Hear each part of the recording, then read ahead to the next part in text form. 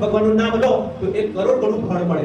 તો ભગવાનનું નામ લીધું એનું ફળ આપણને શું મળ્યું એનું પ્રમાણ શું? તો બાપુ કહે છે કે પાપનું ફળ છે નિરાશા. પાપનું ફળ શું છે? જેની પાસે બહુ બધા પાપ હોય ને એ નિરાશામાં છવાયેલો રહે, ટેન્શનમાં અને તણાવમાં ફસાયેલો રહે. પણ જેના પુણ્યનો ઉદય થયો હોય, જેના હૃદયની અંદર જપનું ફળ પ્રગટ થયું હોય એનું પ્રમાણ છે પ્રસન્નતા. પુણ્યનું ફળ શું છે? આપણે પાપી છે કે પુણ્યાત્મા છે, પ્રમાણ શું? આપણી પ્રસન્નતા. જો આપણે નાની નાની વાતમાં દુખી થઈ જતા હોય, નાની નાની વાતમાં ટેન્શનમાં આવી જતા હોય, નાની નાની વાતમાં ભયભીત થઈ જતા હોય તો સમજી લેવાનું પાપનું ફળ છે. શાનું ફળ છે?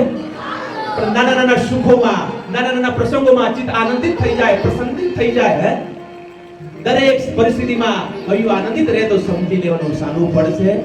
ભૂમિનું પડશે. એટલે બંને હાથથી તાળી પાડતા ભગવાનનું નામ લેતા લેતા બંને હાથ ઊંચા કરીને હસવાનું છે. જો ખરેખર હૃદયથી હાસ્ય છૂટે, હૃદયથી હાસ્યનો આનંદની અનુભૂતિ થાય તો સમજી લેવાનું કે આ ભૂમિનો પ્રભાવ છે. આ બ્રહ્મચારી મહાપુરુષના દ્વાર ઉપર બેઠા એટલે આપણા હૃદયના કલ્મશો કપાઈ ગયા છે, આપણા હૃદયના પાપો ધોવાઈ ગયા છે અને હૃદય પ્રસન્ન બન્યું છે. એનું પ્રમાણ છે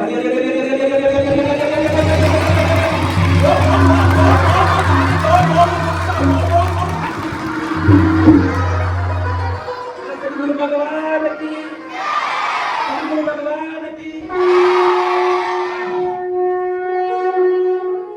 આ દ્વાર ઉપર આવીને કોઈને બેસે ને સાહેબ, આ દ્વાર ઉપર આવીને કોઈને બેસે, પાપીમાં પાપી વ્યક્તિ પણ જો બેસી જાય તો એના પાપ બળીને ખાક થઈ જાય. એની આ પાવન ભોગે છે સાહેબ. અહીંયા જે હર પલ હર્ષણ બ્રહ્માનંદની મસ્તીમાં મસ્ત રહેતા હોય, હર પલ હર્ષણ આત્મ મસ્તીના ખજાનામાં ડૂબેલા એવા પ્રાતઃ સ્મરણીય પરમ પૂજ્ય સંત શ્રી આસારામજી બાપુ આ પાવન ભૂમિ ઉપર એમના પાવન પવિત્ર થયા.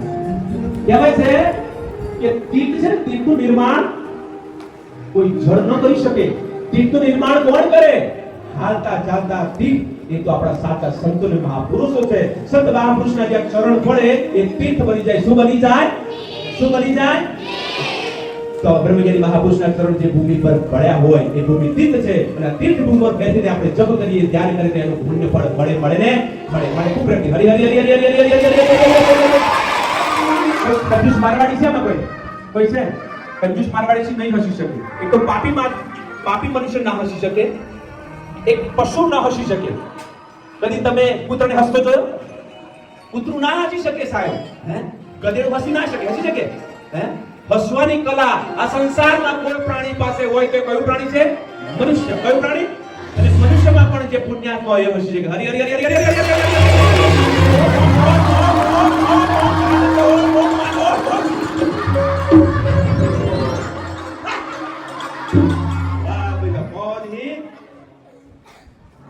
મોજ છે કે નહીં? કે દુઃખ છે? ટેન્શન છે? શું છે આપણને? શું છે? મોજ. એક બાર फिर से हो जाए. बोलो भारत माता की, भारत माता की, भारत माता की. આપણો શું છે? સંકલ્પ. કયો સંકલ્પ છે? એક સંકલ્પ હતો સ્વામી વિવેકાનંદનો. કોનો હતો? સ્વામી વિવેકાનંદજીનો સંકલ્પ હતો કે મારો ભારત દેશ સાક્ષર બને. શું બને? પહેલાના સમયમાં બહુ ઘણા ગાંઠા લોકોને વાંચતા આવડતું. સ્વામી વિવેકાનંદના જમાનાની વાત કરું છું. કોઈને વાંચતા લખતા આવડતું, બાકી બધા ઠોઠ. સહી કરવાની કહીએ તો બધા શું કરે? શું કરે? સહી નહોતા કરતા આવડે. ત્યારે એ મહાપુરુષે સંકલ્પ કરેલો કે મારો ભારત દેશ સાક્ષર બને. શું બને? बोले मैं चला जाऊंगा लेकिन मेरा संकल्प काम करेगा करेगा और भारत क्या बनेगा? સ્વામી વિવેકાનંદ સંકલ્પ કરીને જતા રહ્યા. આજે તમે જોઈ શકો છો કે આખો ભારત દેશ શું બન્યો છે? સાક્ષર. કોઈ અનપઢ નહીં હોય, બધા ભણેલા ગણેલા, બધા વાંચતા લખતા લગભગ આવડતું હોય એવું આજે જોવા મળી રહ્યું છે.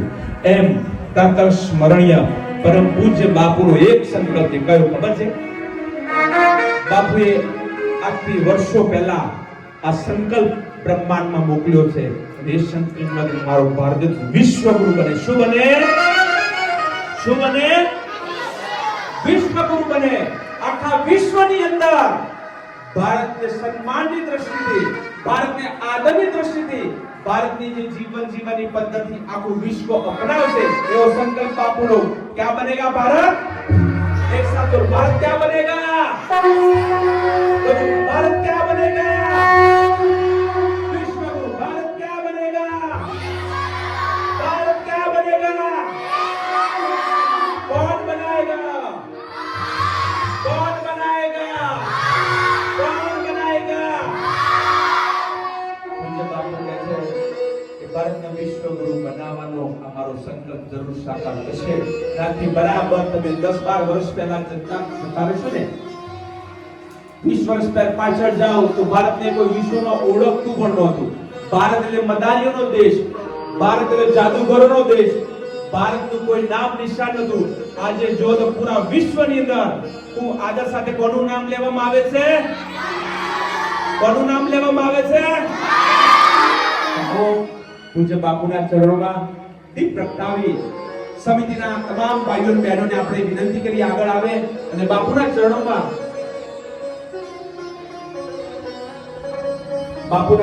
દીપ પ્રગટાવી અને આ સંકલ્પને સાકાર કરવાનો આપણે દ્રઢ સંકલ્પ કરીએ કે બાપુ ભારત વિશ્વગુરુ બનાવવાનો તમારો સંકલ્પ જરૂર સાકાર થશે. અને અમે બધા જ વિદ્યાર્થીઓ, અમે સમિતિના ભાઈઓ અને વિશેષ કરીને આપણે મુકેશભાઈ જે આપણે સમિતિના આશ્રમ સંચાલક ને વિનંતી કરીએ મુકેશભાઈ આગળ આવશે અને બાપુના ચરણોમાં દીપ પ્રગટાવી આપણે આ શિબિરને આગળ વધારીએ.